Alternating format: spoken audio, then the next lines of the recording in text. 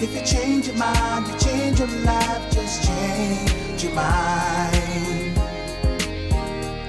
The Lord loves you. He's standing with his arms wide open for you. Be encouraged, cause this day's for you. Don't you let this opportunity pass by you. Yeah. Oh, change your mind. Good evening, everybody. This is Pastor Wendell Jones. Thank y'all so much for tuning in again. We are back tonight, this Monday, with our second broadcast of our new show entitled The Relevant Church, ? Yes. We're trying to make sure that we present to you what I really do believe is that, yes, the church is still very relevant. But what we're trying to do on this broadcast is really go ahead and touch some issues that maybe sometime the church kind of skirts around a little bit and just add some perspective, add a place of conversation. I will bring upon some guests of mine so we can just chat and deal with some issues that are touching our community today. And in our effort to be relevant this week, we had some other stuff planned for y'all. And then Wednesday took place. Wednesday happened. The storming of the Capitol, which is the title of today's show, Storming the Capitol. And so my producer, Miss Tina Fulton, and I said we got to scrap the whole thing and we'll circle back around to the broadcast we were planning. We need to talk about this. And so what I did, folks, I grabbed some people whose voices mean a lot to me. And I wanted to bring them on together to chat with us. And we're going to talk about this. And by all means, put your comments in the comment section. And as time permits, we'll be able to respond to some of those later on. Won't respond to them while we're live in the broadcast, but we will try to get to you to some of those questions. But without further ado, I want to bring my cast of characters, my friends out, so we can chat about what happened on Wednesday. First person I'm going to bring out is my friend, Craig Smith. Craig is one of my best friends in this world. Craig went to Marion High School. He graduated from Wofford College with myself, a year ahead of me, so he's older than me. That's why he has more gray in his beard than I do. And then he went on to get his JD from Florida School of Law. He's currently a partner at lntegreon, where he focuses on corporate compliance and regulatory investigations that are impacting global financial institutions. I got him on board because I always love to hear his take on things. He is he is straight, no chaser, and I love that about him. So y'all help me welcome my one of my best friends and my children's uncle, Craig Smith. Good to have you, man. Thank you so much for agreeing to be on this tonight. And right here in my backyard, my friend, Pastor Darian Blue, is going to be part of our panel. Blue is a native of Gainesville, Florida. As you can see, he's wearing that Florida Gator hat today. They finally started winning some games, so he's got a little pride again. He moved to the Greenville area back in 2011. He really took our area by storm. He became the senior pastor of Nicholtown Missionary Baptist Church. And also, while here in Greenville, he assumed the leadership role, executive director position at historic Phyllis Wheatley Association here in Greenville.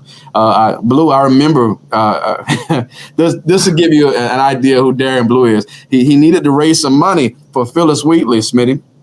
And so Blue moved on the rooftop. He lived up there until he raised the money he needed to undergird this incredible organization that's been blessing our community for years.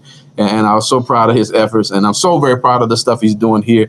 He's been on several boards and has received several accolades while he's been here. Outstanding preacher, good friend of mine. So Darian, thank you so much for being here. So y'all will hear me call him Blue tonight. That's what I call him. And he calls me Jones, like you do, Smitty. And last but not least, we're so lucky to have this fella to make time for us. I really look up to this young man. We have our last panelist is Mr. John Simpkins. John is president and CEO of MDC. It is an organization that's working on behalf of racial equity and economic mobility here in the South. Previously, John served as vice president of the Aspen Global Leadership Network at the Aspen Institute. If you don't know about the Aspen Institute, look that up. That's the place where all the world leaders come and hang out, and John tells them how they really ought to do things. He's a former executive of Prisma Health. He is also a senior lecturer at Duke Law School and was appointed to the Senior Executive Service in the Obama administration, where he served as the general counselor for USAID and general counsel for the White House Office of Management and Budget. John is a graduate of Harvard and Duke. And John has the best stories in the world. As I was telling the fellas in the back, that John is a world-renowned constitutional law expert. And so John has had the privilege of assisting several leaders in the African continent, including Nelson Mandela. And so we're so grateful to have all of these wonderful people on board tonight. Gentlemen, how you doing? Y'all good? We good, man. We're good. We're good. One can be, I guess. Yeah. Right. We're gonna step into that. So let me frame this tonight for us, okay? I know we're all very professionals, and I appreciate that. But tonight I want to act like we're sitting out on my back deck at the house, and let's pretend we just finished witnessing what happened on Wednesday. I normally start out with a very pointed, very direct, very specific question on the show. I don't want to do that. I just want to take the gloves off and just throw it out there, and then we'll get more specific as we go in. They stormed the Capitol, y'all. Do me a favor. Just whoever wants to go first, I want to hear from all of you. What was your guttural initial reaction to what you saw on your television that day? Well, I mean, I'll go first, and I'll lead with a term that creates all kind of havoc amongst non-African Americans. That was the definition of white privilege. You know, I'll lead with what we all know. Had Ray and Junebug stormed the Capitol, in the words of Biggie Smalls, it'd be a lot of slow singing and flower bringing right about now. So the unmitigated gall to charge the Capitol, and let's be clear. None of those individuals had any concept of the fact that they would be brutalized like any African American would have been. And if I'm being even more honest, the thing that probably rubbed me the wrong way more than anything out of this entire thing was the videos I saw of people that looked like the four of us who were cleaning up after these folks. Again, the of white privilege. You know, and again, at the end of the day, you know, I know some call him President Trump, some call him the orange-haired guy, some call him the commander-in-chief. I frankly call him the Tito-in-chief. At the end of the day, this rests completely in his lap.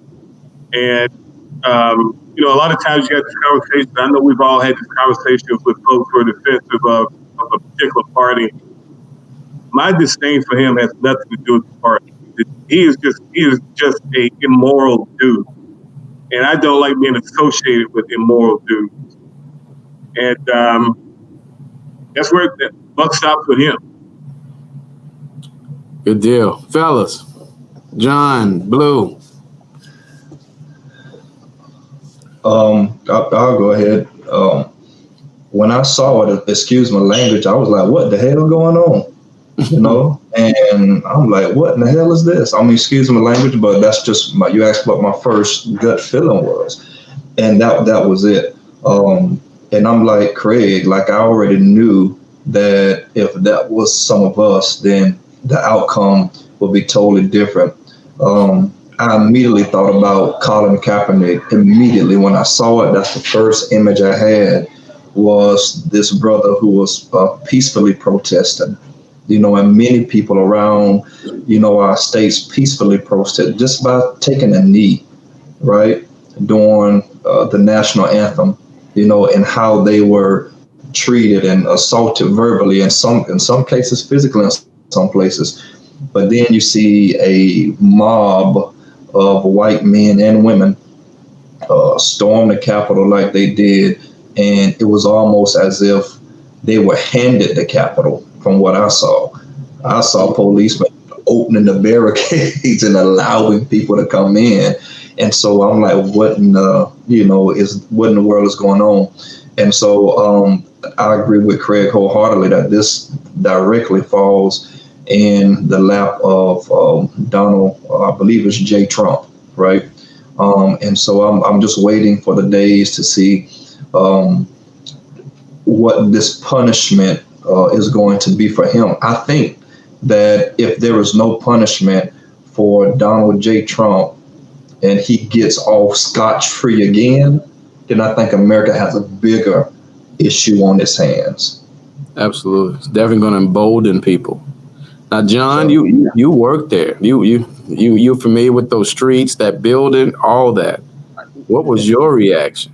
Not only that, Wendell, and first of all, it's good to be with y'all. And I wish we could be on the back deck having this conversation. So we need to make that happen. Sure. Yes, sir. Because there's going to be a next thing. And so that's the first thing. This is news, but it's not new. And it's a part of a long line. I still have an apartment in DC, and on the weekends that I have my son, I go up to DC to be with him. And that apartment is almost halfway between the Capitol and the White House on Pennsylvania Avenue. About 6 to 9 months ago, maybe a little bit longer than that, before the pandemic, I was up there. And there was a Trump rally, and they were already carrying signs that said Trump 2020. And at the bottom of those signs, you will excuse my language, but this is what it read. And we see flags that say this now. It said, "Stop the bullshit." And I knew then that group was not going to go away quietly. 4 years ago, when all this happened, I said to a friend of mine, there is no bottom. There's no bottom with this group. Yes. What happened on Wednesday is the latest, but don't be surprised if something else happens next Wednesday or in the coming weeks. There is no bottom with this group. There is no bottom with this man. And as shocking as what I saw on Wednesday looked like, I can't say I was surprised. We've gotten to a point now where we're like, yeah, I guess that could happen. And I guess people could let them in. I guess they could have the complicity of folks who are meant to be protecting our legislators, who actually let them into a place where they could put them in harm's way. Yes. This is yeah, I'm a Duke guy, and Coach K, even yesterday, Coach K is a big Republican. Coach K said, "This is who we are," and some people are beginning to realize that who didn't realize it before. I think a lot of us who've lived this, we knew that, and we have known that, but it's who we are, and when it comes to this man, there is no bottom. So that's what I thought. That right there, that says a lot, because I think there was this dwindling hope that maybe we've seen the worst of things, but then this foreboding feeling that, as you guys have all expressed, that this might just be the beginning. We're nowhere near some sense of resolve. So let's stay right there for a minute. What do we do? What do we do? Because I've seen a lot of people say this on social media, and I found it very interesting. They were saying in addressing the Black community, they were saying this isn't our fight. They're saying just stay back. This is infighting going on right now, and just hold back and do what we've been doing. Let's turn Georgia blue. Let's focus on the prize and allow them to basically cannibalize themselves. But what do y'all think about that? How should we do as a collective? Well, for one thing, I would say that it's probably inaccurate to say that it's not our fight. For one, what we're seeing is a culmination of what happens when certain demographics feel threatened. We've also seen that when those demographics are threatened, that they increase the intensity of voter suppression and suppressing our vote.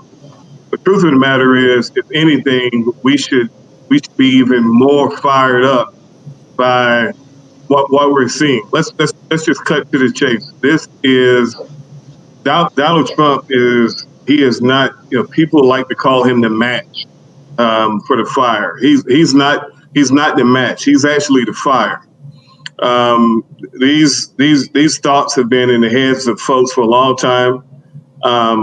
I am absolutely convinced, without taking a poll of the four of y'all, that some of you have probably lost Facebook friends or lost what you thought were good friends based on the politics.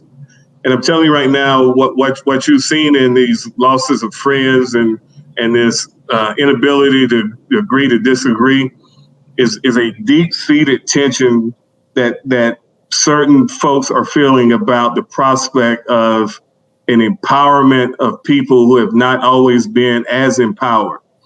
And you'll have friends who will say, well, things are better. And I always tell them, look, I've got good friends like Wendell Jones I have for 30 years who I know care about me being as prosperous as I can. But I also know that there are folks sometimes who they want you to be prosperous, but they don't want you to be as prosperous as they are. And once you're as prosperous as they are, then they feel threatened about their position in some sort of psychological hierarchy. And so that's what we're seeing. So this is not the time for us to sit on our hands and grab popcorn as this fight goes on. Truth of the matter is, it's time for us to really integrate into the spirit of what good Sister Stacey Abrams was able to pull off in Georgia, which is let's make sure everyone understands how powerful our vote is. Frankly, I think what was done in Georgia can be done in some of these other adjacent states, including the one that the four of us are currently in right now. But it just takes discipline. It takes discipline and a culture that we need to create as people about the power of our vote. Well said, gentlemen. Yeah, I agree with Smitty.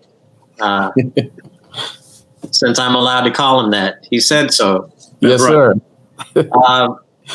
That we need to organize and organize for a longer game than the next news cycle, the next week, whatever's coming up. The thing that made Stacey Abrams successful was a clear vision and goal, and doggedly working towards that goal.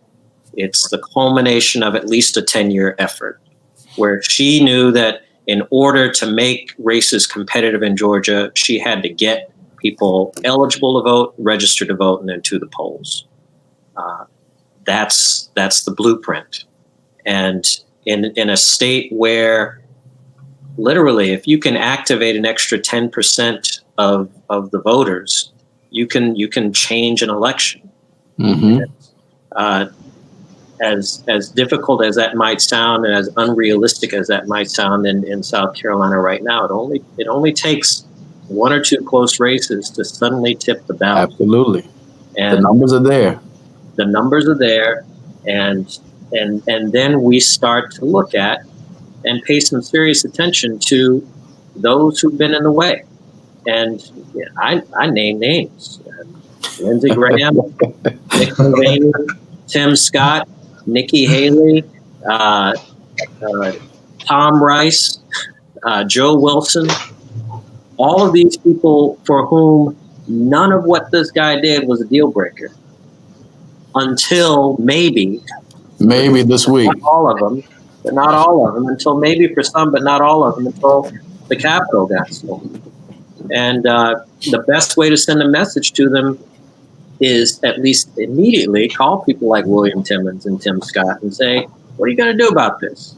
And then in the long term, let's run some folks against them and give them something to think about. I'm all for that. By the way, I did reach out to William Timmons. I was trying to see if I could get him to come out and be on the show, but as you can imagine, we didn't get a response. Blue, you have a comment about that? Yeah, I agree with both of my brothers here, man. And one of the things that was shocking to me is that how once all of this happened, we automatically now get from my white brothers and sisters, and even some of my Black Republican friends who now all of a sudden their eyes are open, right? They have this special revelation, that, oh man, our country is so bad. You know what I'm saying? Like, wow, how did we ever get to this point, right? And I'm thinking, what was that sympathy, for the past 402 years? Where was that sympathy when George Floyd, had his, a police officer had his knee on his neck, and you said it was George Floyd's fault? You see what I'm saying? Like, and so we see this pattern. Charlottesville. Charlottesville, There's exactly. been so many instances where people could have removed themselves from that relationship. Exactly. And so, like now all of a sudden, everybody's eyes are open, and I'm like, come on, bro. Like, and I think what it says to me is that problem is as equal, right, as the problem we have with Donald Trump, that there's something at the heart of America and at the heart of my white brothers and sisters. And I don't want to make a blanket statement when I say that, but for those who watch it, you know who you are, you know what I'm saying? But I think that's just as a troubling issue, is that there's only sympathy when they're involved. But for Black America, here's what we've seen. We've seen that we've been sympathizing with all races, all nationalities, all people since the time we came to this land. And so I think we got a two-headed monster here. I agree. One of the most telling things to me, guys, was that yes, the George Floyd thing, the horrific thing that happened to George Floyd did bring some national attention, brought some world attention. Young lady, Brianna, and just a variety of people that look like us that suffered at the hands of police and what have you, got some attention, but it didn't bring us to this so-called place of repentance. It wasn't Black and brown bodies. It wasn't the brown bodies being caged at the border. It was the damaging of a building. Right. That doesn't feel real good to me. And trust me, I was offended by the audacity to rush the Capitol. Absolutely. But then I had to sit back and think. It took that before folks begin to distance themselves. Now, all of you kind of spoke to. I'm sorry, somebody was saying something. What I was going to say, Wendell, is that I was supposed to be in D.C. Heading up to that weekend to be with my son, and in talking that through with my ex, we decided that it didn't make sense for any of us to be downtown. It was too dangerous, and we had evidence of that. The last time the Proud Boys were there, their headquarters were 2 blocks away from my apartment. 4 people got stabbed by them as they were defacing Black Lives Matter signs at historic Black churches in D.C. Yes. They had no regard for human value, and as you said, it's only because they stormed the building now that some people are paying attention. Absolutely, and I want to back up to what Craig and what Smitty and John was talking about earlier. Just again, we can't treat this like it's not our fight. And you're saying that we need to unify. But here's another thing that I keep hearing pop up. And tell me what you guys think about this. Historically, there's been a leader that rose to the top to kind of lead these efforts. Do we still need that? Do we need that now in order to have the unity that we need and the collective effort that can go beyond Georgia and to these other southern states and to wherever is necessary? Do we need a recognized leader for that? So that's a good question.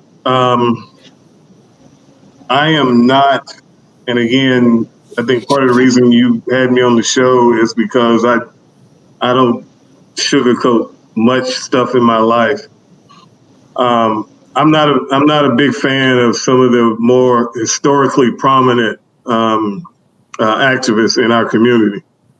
I think it's a time for fresh energy, a fresh way of thinking, and that's important. Obviously, any organized activity or entity needs a head. That being said, I think it's equally as important to expand the caucus of operatives that we have trying to fulfill the initiatives that we have. I think we need to, and we can touch on this one day when we can actually have the show that we wanted to have about the village. But I think there's more of a need for a broader caucus of operatives, and those operatives being like entrenched as a value proposition in every family in Black America. We just need to we need to be more. I hate this term. I hate this term woke because I probably better not say that. That one I won't say.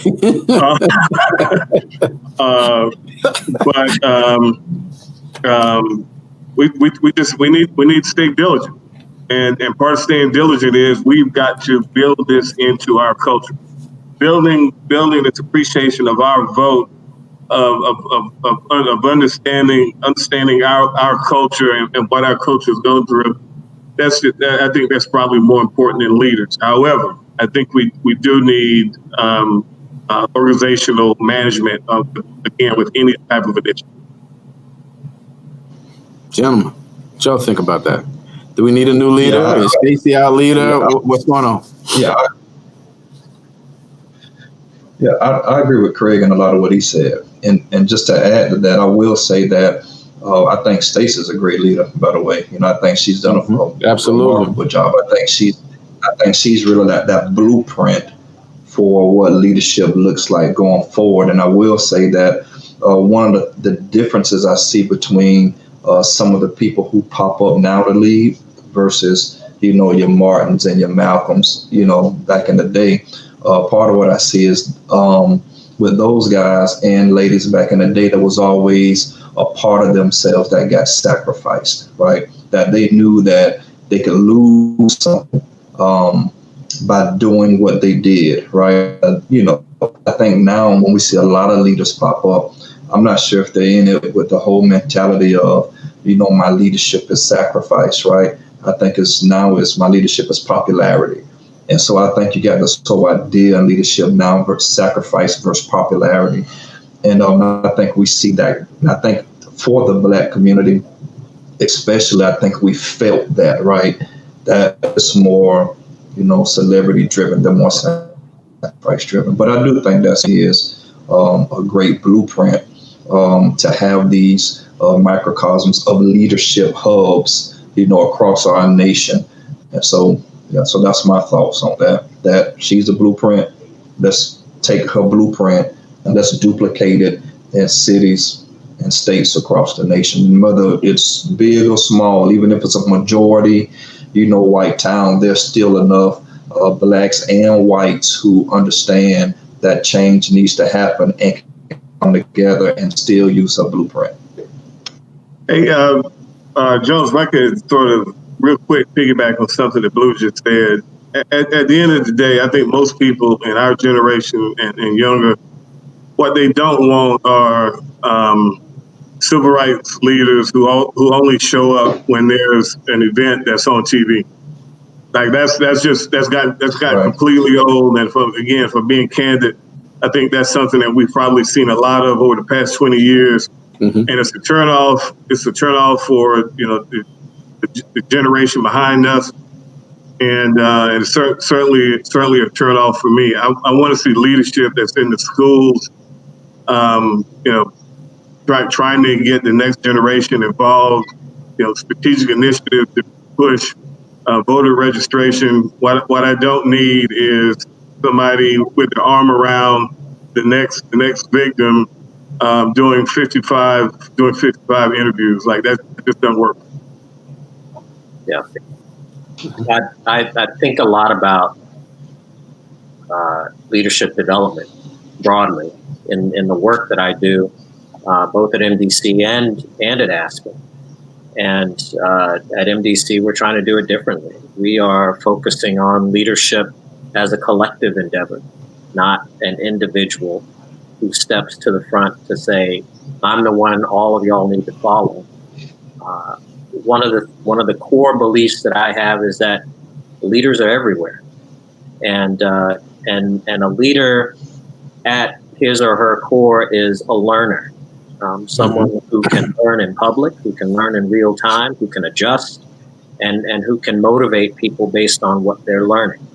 Yes, and so I don't think we need to have a leader. I think we need to have a community of leaders. We need to have a communion of leaders, which, to my mind, gets us back to the core of the values that Black civil rights movements were based on, which is both the Black religious tradition and the Black experience.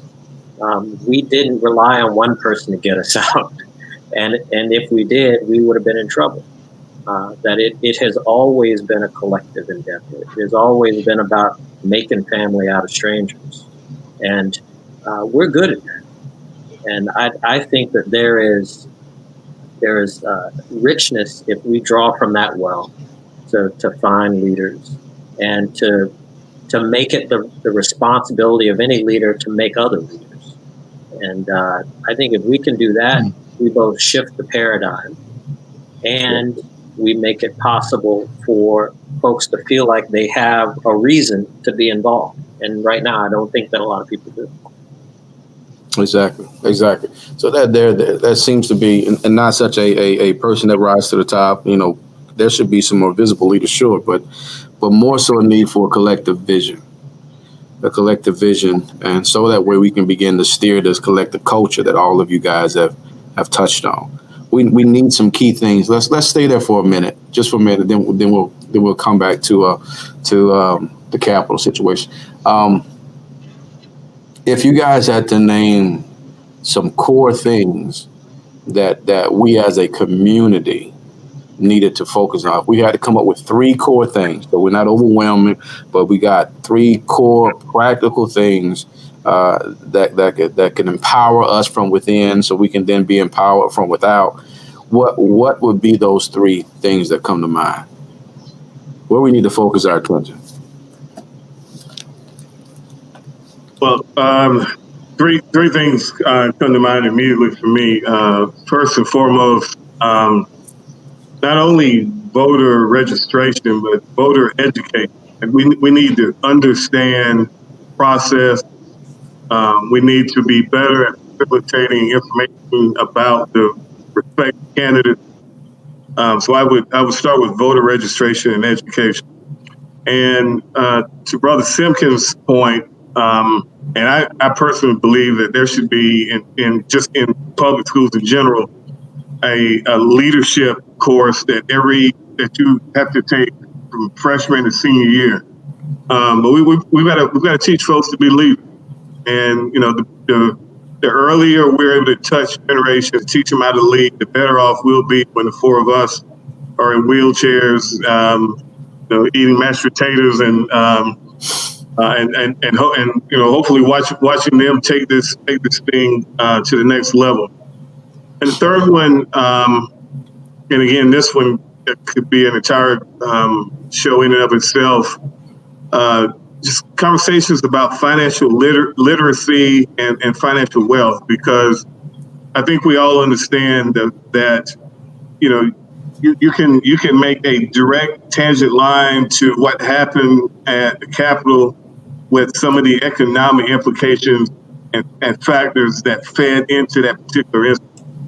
And a lot of those economic factors, we are typically handed the short stick. So, if I would say those three are probably the first three that certainly jumped into mind the minute you asked the question. Okay. Guys, do y'all have anything that you would add to that list or push back on the list? Talk to me.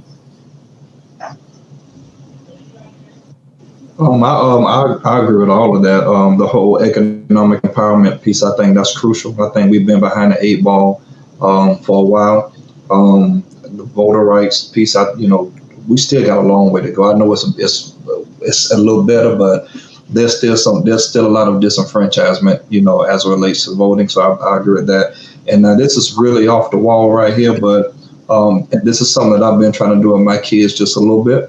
And this is gonna sound really crazy, Jones, so don't laugh at me, okay?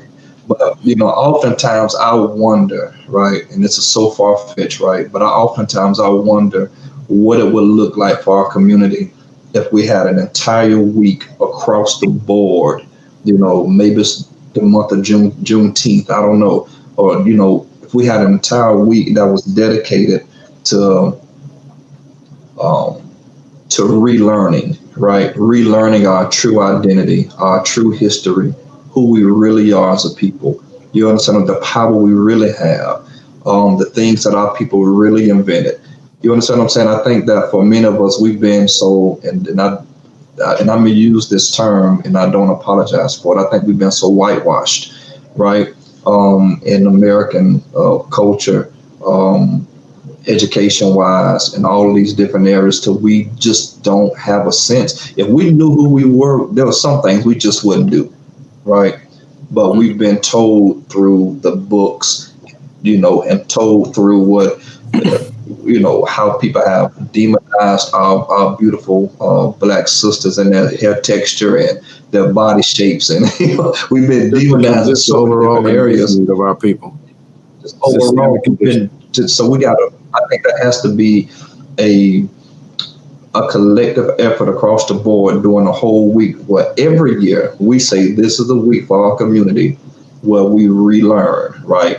Where we institute the truth about who we are.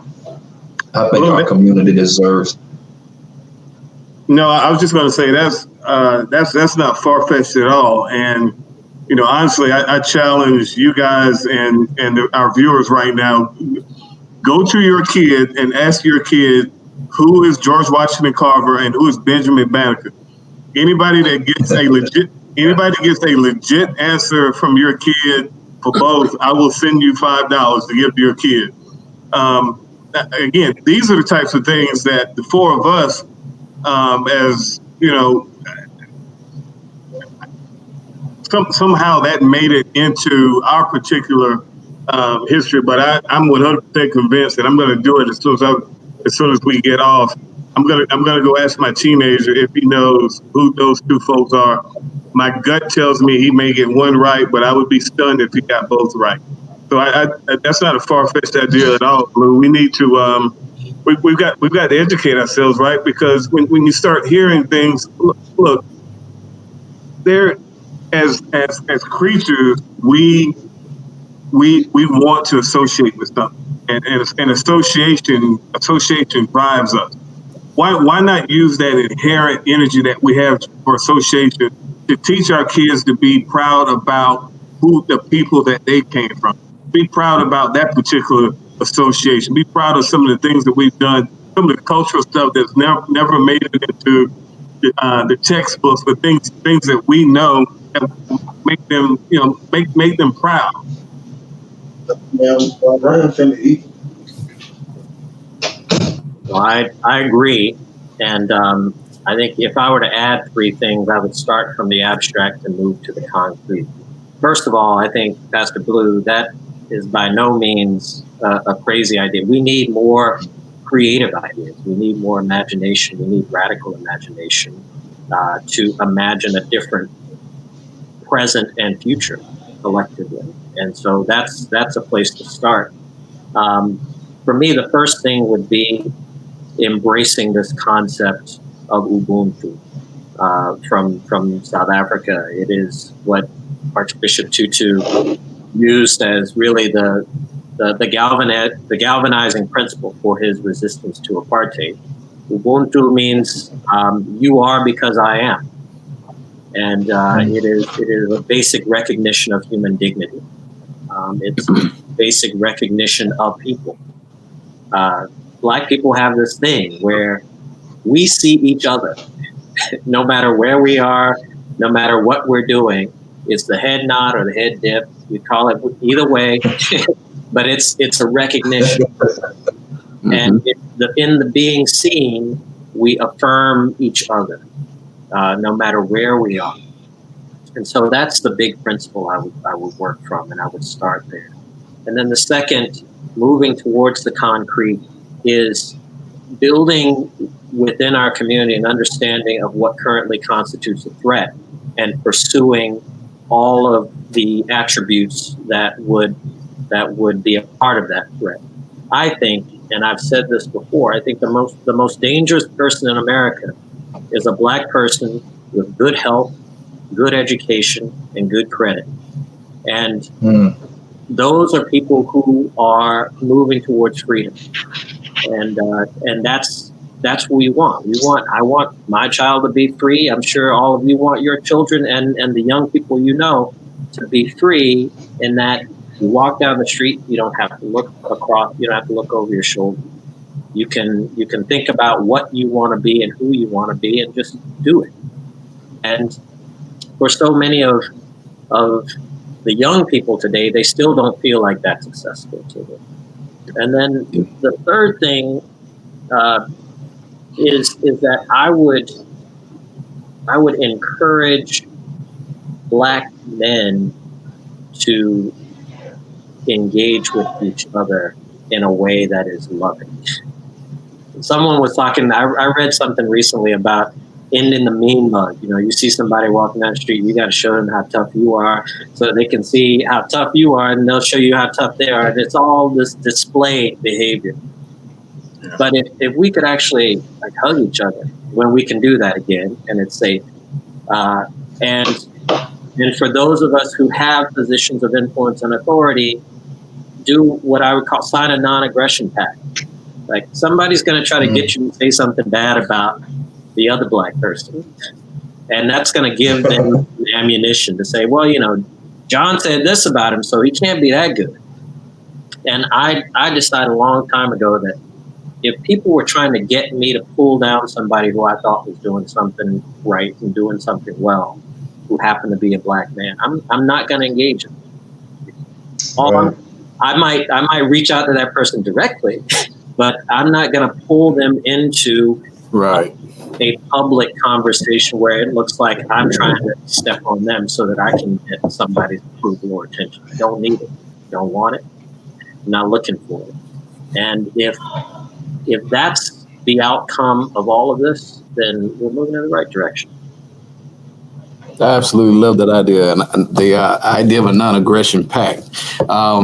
I remember being on the campus of Morehouse, and they almost made me feel like I want to enroll again. Just walking around that campus, and everybody's like, "How you doing, brother? Can I help you, brother? Hey, sister, how you doing?" The atmosphere of it's good to see you, almost like welcome home kind of deal, and it was a wonderful place to be. And it was difficult just to leave that campus, because I know once I leave this place, I'm back into this aggressive conditioning world that we've all been a part of. Listen, we talked about some good stuff. We're coming on that 45-minute mark. I want to ask this question. It's kind of broad, and give it to me however you feel it. Do you guys feel like, as a nation, as a country, we are at this crossroad? And if so, At a crossroad, there are choices. You can either become this, or you can become this. If you like so many people feel like we're at the crossroad, what do you think our choices are right now? We're going to become this or this, and and after that, how can we make sure we pick the road that's most beneficial for us?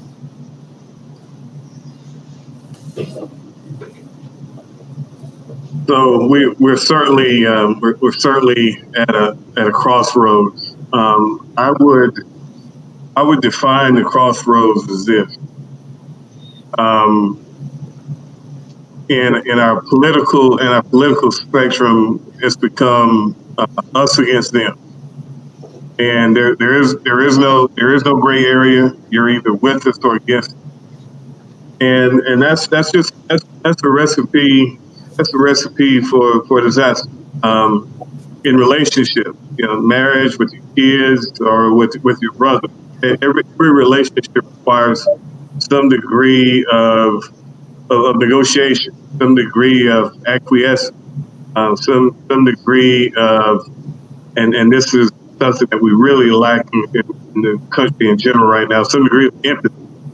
And people hate that word, but at the end of the day, the word empathy means we have a disagreement, and I try and use this in particular in my professional life as a lawyer. Understanding the other person's position makes it easier for me to help find a better solution. Not my digging in on my particular piece. It's my understanding what the other side really appreciates.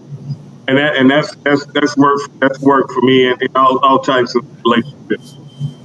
So it's get away from this sort of team us against them. You're either with us or against us, or we stay down the path that we're going now, where everything is about a challenge. Everything's about keeping score, and less about actually playing the game. So I think that's sort of the crossroads where we are, because I don't think perhaps since 1865 that we've had a more us against them type of dynamics in politics. We had some tough times during obviously the 60s with civil rights, a completely polarizing dynamic as far as just the political infrastructure of our country. You probably got to go back. You probably got to go back until Proclamation Declaration. I genuinely believe that. How do we know if we're going down the right path? I think we'll know if we're going down the right path if a couple of things happen. If we start seeing more of a conscious sort of generation following us, not just voting, but understanding what they're doing voting. I think that's indicia of we're moving forward. To Brother Simpkins' point, and I'm going to make sure whenever we have the segment about the village that we talk about this. Brothers just got to take. We've got to take a different position when it comes to engaging each other. And when we start seeing more brothers having the ability to say to each other, "I love you," Wendell knows. I tell Wendell all the time I love him. I genuinely love Wendell Jones like a blood brother, like we share the same mom. I have no problem saying that in any forum in front of anybody. I'm not sure back when me and Wendell were in college that I would have said I loved him like that. And that's largely because the generation ahead of us didn't really have those kind of mushy conversations about love between men. And so I think we'll know that we're going in the right path if we start seeing more of an integration emotionally between not other racial groups, but just seeing brothers love each other a little bit more. I think that will say more about where we're headed than anything else. John, Blue, Your thoughts on this crossroads we're facing right now? I don't know if it's a crossroads. Okay. I for me, this summer of 2020, I described it as an intervention. It was a response to addiction. And there was an ambush where suddenly everybody got in the room. They're like, you know what? You got to change. And that's what it was for the country. It was a response to addiction. This country has been addicted to race and racism from its very beginning, from its origins, from the origins of the Carolinas, of the colonies. This was a slave labor fueled venture, North and South Carolina. And I think what we saw on Wednesday was another binge, like drunk again after all that happened in the summer, just gone for 3 days on a bender. And we don't know what the next step is. It might be another one of those lost weekends, or there might be some clarity. And I think what we need to do is to think of this relationship that this country has to race as an addiction. If you remove that from the equation, think of the conversations we really could have in politics about the right way to run a government, about the right priorities to set.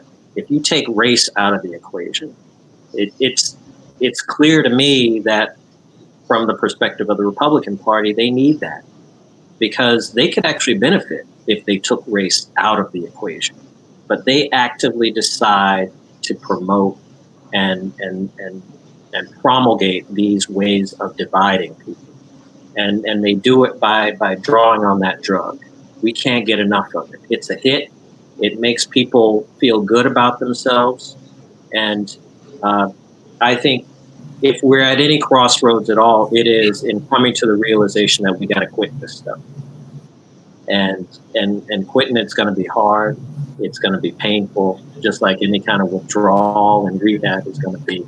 And we might be, as Winston Churchill said, at the end of the beginning, not at the beginning of the end, as we're thinking about what this looks like. So hopefully this forces us to move in a new and positive direction. Very, very well said, sir. That is a task because I agree with you. We are addicted to racism. We are addicted to this caste system that undergirds our economy.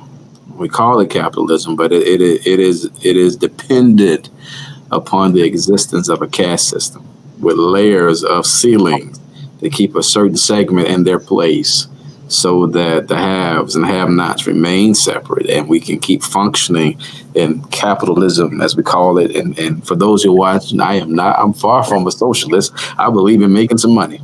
But it would be wonderful if your success was based on your character, based on your substance, based on your education, and not extra obstacles placed because of our pigmentation. And so it's kind of like what you said earlier, Smitty. There are some people that are okay with us being successful. We managed to go to Wofford and Duke and all these other places. So there's an expectation of us to represent those institutions. So we're allowed to have some leeway. But still, there's some ceilings that we run into. And it's based on some fears. Now, we didn't get to talk about that tonight. I wanted to talk about, circle back around to white supremacy and fear and all the stuff that's undergirding that this creation called Donald Trump shined a light on. But yeah, that we are an addicted nation. And maybe it's time to go through some DTs and detox and see what kind of healthy life we can live going forward. Blue, I don't want to leave you out, brother. I'm going to give you a chance if you had something to say about that before we get ready to sign out tonight. Yeah, just real quick, man. I want to answer the question starting. I want to answer the last question you asked. Is like, what? How do you know when we've arrived? And I'm a curse when I say this is going to be a curse word. But another word. One of the ways we know. I'm a cuss. I got a cuss tonight. I think one of the ways that we know as a nation that we've arrived and that rights have been made wrong, wrongs have been made right, is this ugly curse word called reparations. Do it. You understand what I'm saying? Because I feel like there's a lot for when I look at my history and where I come from, the lineage, and I understand it now. I've been able to dig into it, and I see some stuff, no reparations. I feel like, hey, give it to us because you've robbed us. We worked for free, our ancestors, everybody. We've had to fight extra hard, right? Versus other people who just had things handed to them. Number one. Number two, I would say you asked, well, there are two roads to choose, right? Just real quick, I think there are two roads. I think that we're faced in a crossroads to where now we can either choose freedom or stay in brokenness, right? And so what does freedom look like? Freedom looks like wealth. Freedom looks like, good health. Freedom looks like spirituality, whatever that may look like for somebody. Freedom looks like brotherhood. You understand what I'm saying? Or we can stay in brokenness. What does that look like? It look like, all this racism, the same stuff we're talking about now. So I think that right now, as men, as women, as a country, we are in a crossroads of freedom versus staying in brokenness. And I think that history, if we look back at history, it can teach us. And I think wisdom has to lead us. Awesome. Gentlemen, thank y'all. Thank you so much for sharing your wisdom with me and just having this conversation with me. I'm going to, before I close out with the people, I want to close out with us. Go back to what you said, John. You said the most dangerous person in America is a black person with good education, good health, good credit.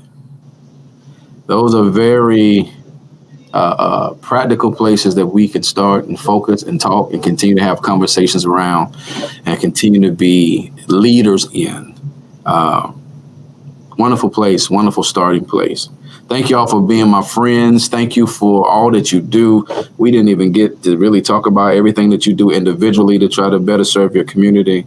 I look up to all of you, and I so appreciate you for honoring me by being on my show tonight. And I'm sure you have absolutely blessed the people. So thank y'all so much. And as for those of you who are watching, thank you for tuning in with me one more time for our second broadcast. I really do appreciate you as we're expanding our concept, this idea called CYM TV. Each Monday night, we're going to try to bring you something that sparks conversation. And also one of the things that I am dedicated to is trying to elevate the relevancy of the church. I don't think the church will ever be irrelevant. So please don't think that's what I'm saying. Salvation would never be irrelevant. The principles of God would never be irrelevant. But one thing I want us to also do is begin to talk about more of the social issues, those things that are in our faces today, those things that are hindering us from the quality of life that Christ said he died for us to have. And we can't sweep those things under the rug. We got to develop some courage. We got to develop some plans. We got to develop some leadership. We got to get our health together. We got to get our relationships together. We've got to love on each other a little bit more and realize that we are in this together. We don't want to buy into an us versus them just because we're trying to improve our community, because if we improve, then the whole thing improves. And so that's our aim. I hope tonight something was said that, as I said a few minutes ago, I hope at a minimum it sparks some conversation. We need to talk to each other. And that way we can come up with some great ideas and also just strengthen our bonds among each other. Thank y'all for tuning in. We'll be back with you tomorrow night and every day this week on CYM TV. Tomorrow night, again, we focus on our youth. We'll come back Wednesday and we'll work on breaking down the sermon from Sunday. Then Thursday, we're going to focus on our youth again.